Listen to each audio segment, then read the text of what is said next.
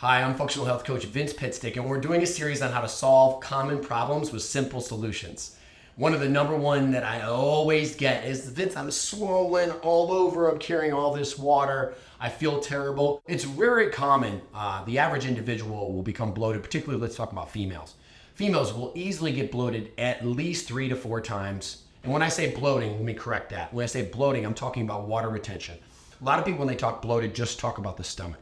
And we're going to refer to that as distension. I am distended in my stomach.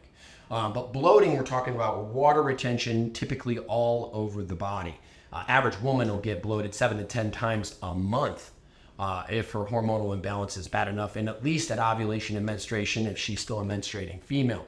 So bloating is a very, very common thing that both men and women deal with. Let me give you a simple solution to that problem. Now, there can always be a million reasons for simple functional issues that show up a lot throughout the day or throughout the month, and bloating is absolutely one of them. So this won't be a solution to every single reason you might have bloating, but definitely simple occurrences of bloating, this will be a great solution.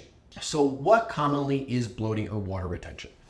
So water retention on the outside of the body usually has to do with raised levels of aldosterone. So aldosterone, it's a hormone people don't really know about actually. Aldosterone signals to certain organs to up the sodium and the potassium into your blood. With that comes more blood volume, but also much more fluid retention.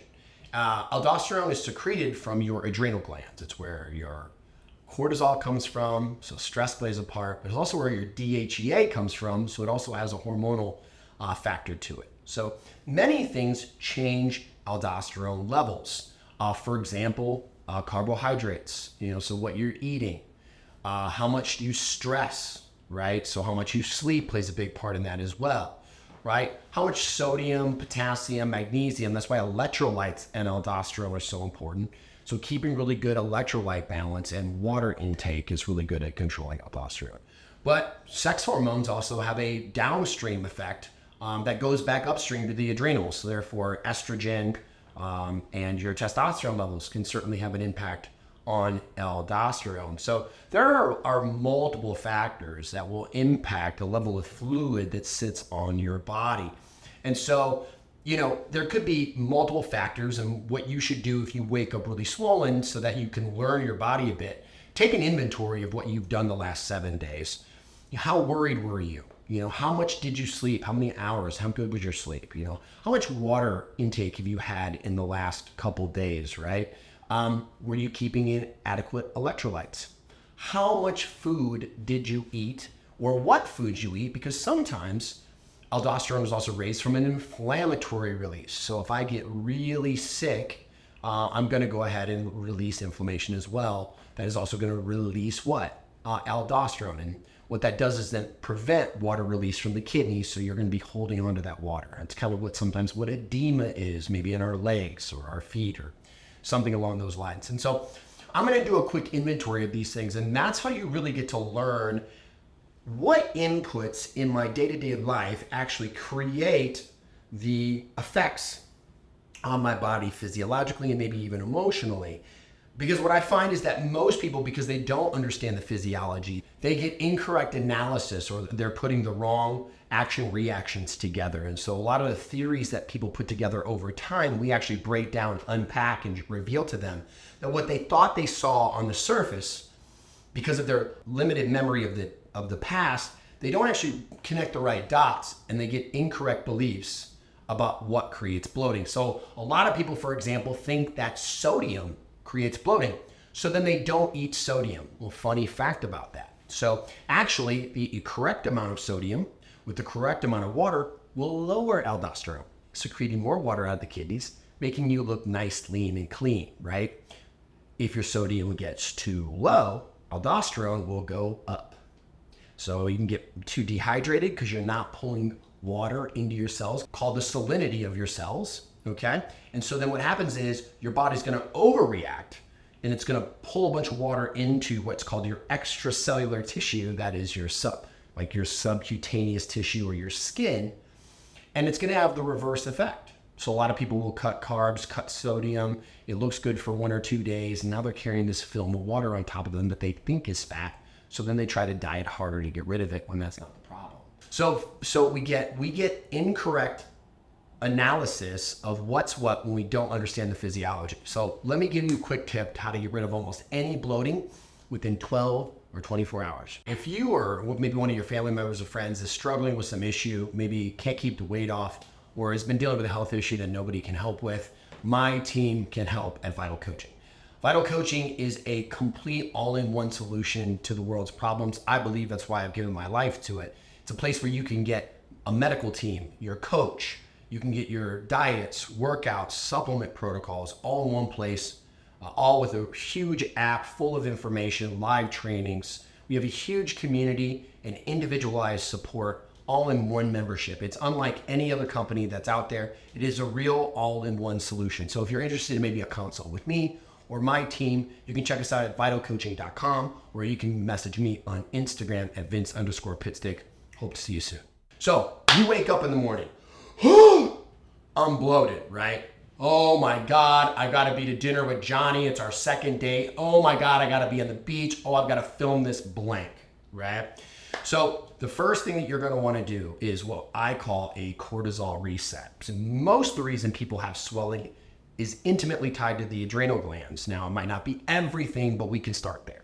So if I wake up, the first thing I'm gonna do is I'm gonna drink a whole bunch of water, and I'm gonna take in some electrolytes, right? So go get electrolytes, Pedialyte, whatever you gotta go get. We have New Ethics electrolytes coming soon, new lights, but shameless plug, right?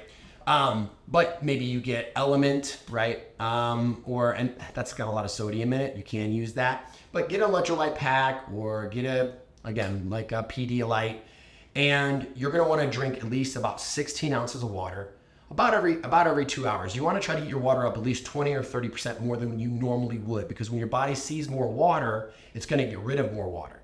Now, it will increase your bloating a little bit for like the first couple hours, okay? Because you're filling up with water, but then it's going to start draining it by the afternoon. So try to get as much of that water in the morning. You are going to pee a lot, but you need to flow water through the kidneys. You need to get electrolytes in there. And then after you've done that, now, here's the part that really matters. It's either phosphatidylserine, okay, along with like KSM, ashwagandha. I made a product that does this. We call it a cortisol reset. It is called Cortese. So if you happen to have that product, which you take for stress anyways, you could take 2 in the morning every 3 hours. You drink your water, go on a little bit of a walk. If you can, by the way, an ice bath. Nothing gets rid of swelling like cold shock proteins. I do that every time I wake up in the morning. I've been working because, for me, oftentimes I will get swollen because I work too late, maybe a little bit too much coffee, and I'm getting really stressed about my life, and that will make me swell. So if I'm working pretty hard, not the first day, not the second day, third day, fourth day, I'm getting a little brain fog, fatigue, tired, swollen. And so I run this protocol every single time with great effect. Now, if you don't happen to have Cortese, almost any health store has phosphatidylserine. You want to take at least 1 to 300 milligrams every 3 to 4 hours, or you can try dandelion root at 500 milligrams to 1,000 milligrams. That can work as well. But you want to bring that water up. You want to start pulling it through. You want to calm stress hormones. And I can tell you probably by about 3, 4, 5 o'clock, it's going to be going down. By the time you wake up in the morning, it'll be gone. If for some reason your face has got to be on camera, I cannot recommend enough ice directly on the face for 15 minutes. It works really, really well. People, again, ask me this question all the time. So we call it a cortisol reset. It will work really, really well. I do recommend about anywhere from 800 to 1,500 milligrams of sodium if you don't have an electrolyte mix, and probably 200 to 400 milligrams of magnesium, and maybe 200 to 300 milligrams of potassium. Otherwise, if you just had an electrolyte mix, you could put in 1 to 2 or possibly 3. Unless the electrolyte mix has more than 800 milligrams or 700 to 800 milligrams of sodium, I wouldn't know, because you might overload the sodium. But remember, more water, more sodium, using something to pull it through the body, dandelion root, phosphatidylserine, or again, something that's going to use herbal adaptogens to calm the adrenals to reduce its aldosterone production and help stress throughout the body. I recommend Cortis. You do that and you're gonna master bloating once and for all.